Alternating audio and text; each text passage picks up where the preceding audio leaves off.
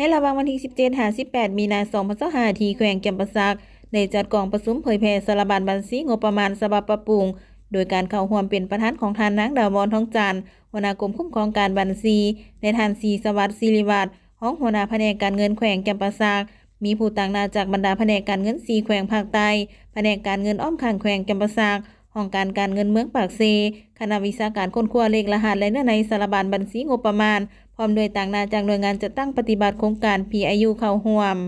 โอกาสนี้ท่านนางดาวร ทองจันทร์ได้มีคำเห็นต่อกองประชุมเผยแพร่สารบัญบัญชีงบประมาณฉบับปรับปรุงครั้งนี้แม้นเพื่อให้สามารถบรรลุได้จุดประสงค์และระดับคาดหมายในการเผยแพร่สารบัญบัญชีงบประมาณให้สำเร็จในเดือนมีนาคมปี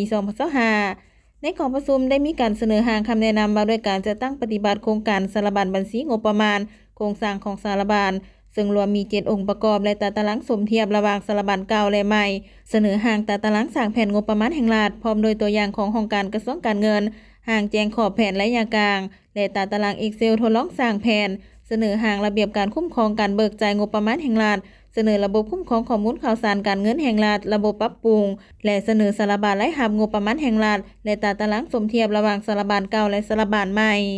ในกองประชุมได้เฮียงห้องให้ต่างหน้าหัวหน่วยงบประมาณให้เอาใจใส่ทำความเข้าใจเกี่ยวกับสารบัญบัญชีงบประมาณฉบับปรับปรุงใหม่นี้และนำเอาสารบัญดังกล่าวประกอบเข้าในการสร้างแผนงบประมาณการบันทึกจดกายและติดตามการปฏิบัติแผนงบประมาณและพร้อมกันถอดถอนบทเรียนเกี่ยวกับตัวอย่างกรณีต่างๆพร้อมทั้งสิ่งท้าทายและวิธีแก้ไข